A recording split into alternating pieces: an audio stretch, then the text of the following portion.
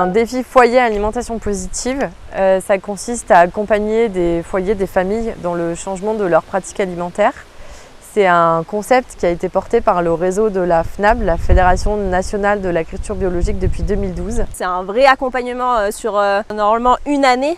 Du coup, l'idée, c'est vraiment de créer ce lien avec les familles. Les structures proposent des ateliers donc, de sensibilisation autour de la nutrition, de l'équilibre alimentaire, des ateliers cuisine, des rencontres avec les producteurs locaux, les magasins de producteurs, les marchés, pour essayer de donner un maximum de billes pour réussir à s'approvisionner autrement. La particularité de ce défi, c'est qu'il a été porté par plusieurs antennes départementales qui ont, elles, animé leurs défis du coup, à leur échelle. Ça a donné une portée régionale du coup, et on a aussi travaillé sur vraiment une dimension de coopération pour co-construire les temps d'animation, les temps d'événements ensemble. Et ça nous donne du coup beaucoup plus de résultats à l'échelle de la région et aussi beaucoup plus de foyers qui peuvent y participer. Tout le monde peut participer au défi, que ce soit une personne qui vive seule, une famille, des colocataires, des jeunes, des anciens. Voilà, c'est vraiment ouvert à tout le monde.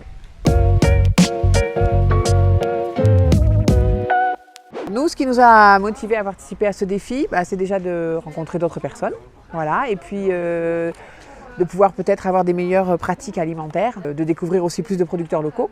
Le défi m'intéressait parce qu'on pouvait enfin changer nos habitudes alimentaires. Je voulais voir vraiment, est-ce que c'est possible de manger bio, local, et arriver à acheter moins cher, arriver à faire avec un petit budget.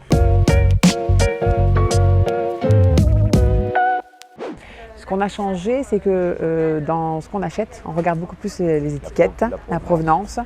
Avant, on consommait toujours de saison, donc ça n'a pas changé. Mais par contre, effectivement, on fait attention de l'origine, l'origine des produits.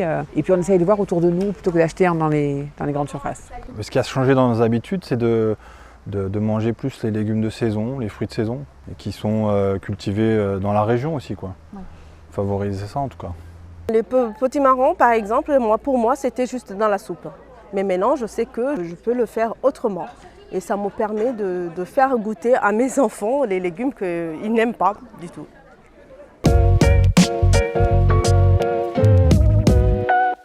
Ça a modifié mes habitudes et mes repas. J'ai travaillé encore plus sur le moins de viande, encore plus de produits locaux, rechercher des producteurs.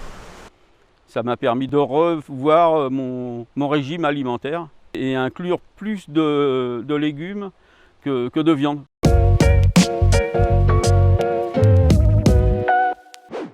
J'ai beaucoup aimé aller visiter justement des producteurs pour savoir comment ils cultivent, comment ils transforment et puis toutes les recettes qu'ils peuvent nous donner pour utiliser leurs produits.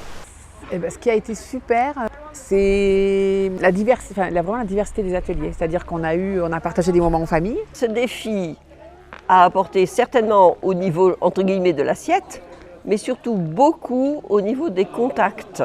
Je n'imaginais même pas qu'il y avait tout ça autour de nous. Je ne savais pas. Les différents ateliers qu'on a fait, ça nous a permis de se rencontrer, de pouvoir partager les uns les autres. On part avec beaucoup de recettes et on s'enrichit. C'est cette richesse de partage qui m'a fait un déclic. On donne chacun nos idées et on s'aperçoit que travailler en groupe, on améliore et on s'améliore. Ça s'appelle un défi, mais c'est avant tout des moments conviviaux, des moments de rencontre où les gens peuvent échanger aussi leurs astuces, leurs bonnes idées, leurs sources là où ils s'approvisionnent. Enfin, c'est que des bons moments au vu des sourires des participants. Super enrichissant, quoi, vraiment.